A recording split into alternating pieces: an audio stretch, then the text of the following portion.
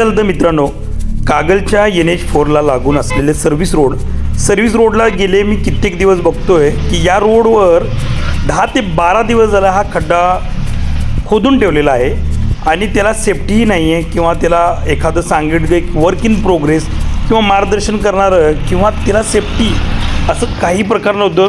माझी बरोबर गाडी आली, मी त्याच मोशनमध्ये होतो, थोडं जिम करून येत होतो आणि जिमच्या मोसममध्ये एकदम शांत मन होतो आणि बरोबर समोर आली तो हा खड्डा.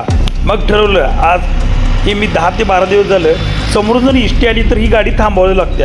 ती गाडी कधी थांबणार, बरोबर ते खड्ड्याजवळ गेली की ती जाऊन गाडी थांबणार, इष्टी पास झाली मग आपलं टू व्हीलर पास होणार. असा हा खड्डा जवळजवळ 3 बाय 6 फुटाचा खड्डा आहे आणि खोल तिची 4 ते 4.5 फूट असलेला हा खड्डा.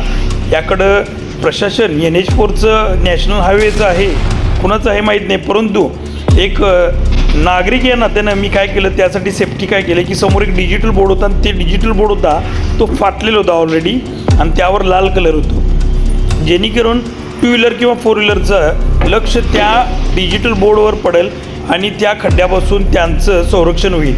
अशा पद्धतीने मी केलेला एक छोटी केविळवाना प्रयत्न आहे. लोक याला काय म्हणतील हे माहीत नाही, परंतु हे प्रशासनाने याच्यावर लक्ष दिलं पाहिजे. NH4चा आहे, नॅशनल हायवेचा आहे, त्याला लागूनच सर्व्हिस रोड आहे आणि गावातील तरुण अबलावृद्ध नागरिक ये जा मोठ्या प्रमाणात गाड्यांची रहदारी चालू आहे.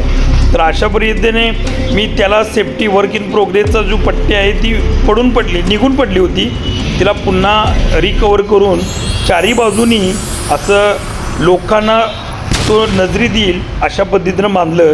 थोडा प्रयत्न केला आहे, बघूया आता प्रशासन यावर जागृत होतं आहे आणि हे खड्ड्यात काय काम आहे ते लवकर करून घेईल आणि आमची सुजाण नागरिक सुरक्षित राहतील याची काळजी घेईल. तरी हा केलेला प्रयत्न बघू कितीपर्यंत यशस्वी होतो आहे आणि लोकांना मी जे केलं प्रयत्न यातून थोडं प्रशासनसुद्धा प्रयत्न करून लवकरात लवकर हा खड्डा मुजवावा अशी माझी कळकळीची विनंती आहे. आता मी एक थोडासा प्रयत्न केला आहे, आता लोकांना ये जायला रात्रीच्या वेळ आहे, बघू प्रशासन जागवतं का.